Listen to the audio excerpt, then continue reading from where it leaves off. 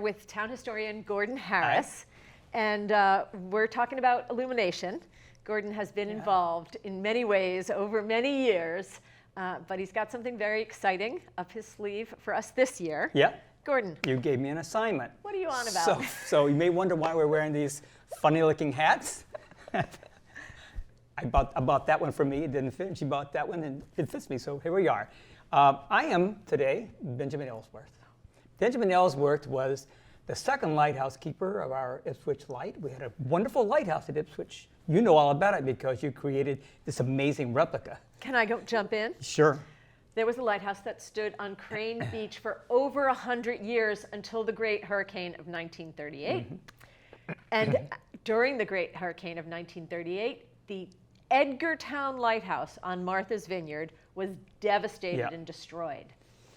Our lighthouse had been suffering from shifting sand dunes, and it was decided very high up in the Navy that the Crane Beach Lighthouse would be put on a barge and sail to Martha's Vineyard, where it sits today gracefully and elegantly and beautifully positioned in the Edgartown Harbor. And looking much better than it did in Ipswich, because by the time they moved it, it was 1,000 feet away from the coast. Wow. Yeah. Well, still sad that we lost it. Yeah. Yes.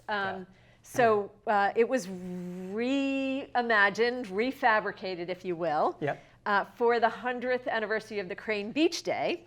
And at that time, J.T. Turner did a wonderful storytelling about 5 of the lighthouse keepers. Yes. And one of whom was Benjamin Ellsworth. Benjamin Ellsworth was appointed by Abraham Lincoln, President Abraham Lincoln, and he was the lighthouse keeper for, I think, for over 40 years.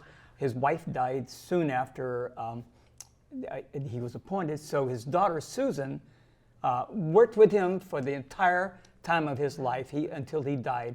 And you know what's sort of sad is that obviously she had learned to be the lighthouse keeper, probably was a lighthouse keeper in the final years of his life. Of course. And because it was still a male-dominated profession, she wasn't allowed to be the lighthouse keeper. But she did live to be the oldest person in Ipswich. She got the Boston Post cane. Wow. So what I'm going to do, Kerrie, at this event down at Town Wharf, I'm going to have this nice lighthouse. And when's it going to be? Saturday, October 26th. Okay, I'll try to remember.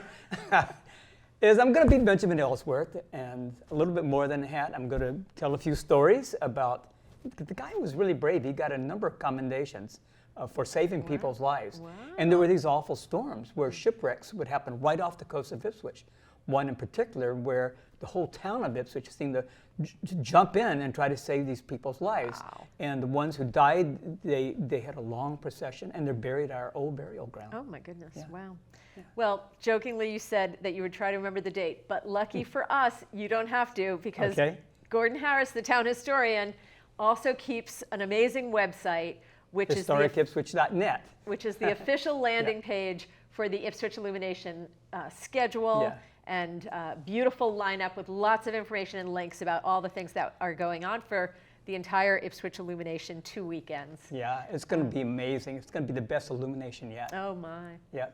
Pressure's on. Right. Thank you, Gordon, for everything that you do, for the storytelling, and for your joyful, generous attitude, for wearing the hat. I love it. Yeah, it's great. It's going to be great. We'll see you at Illumination.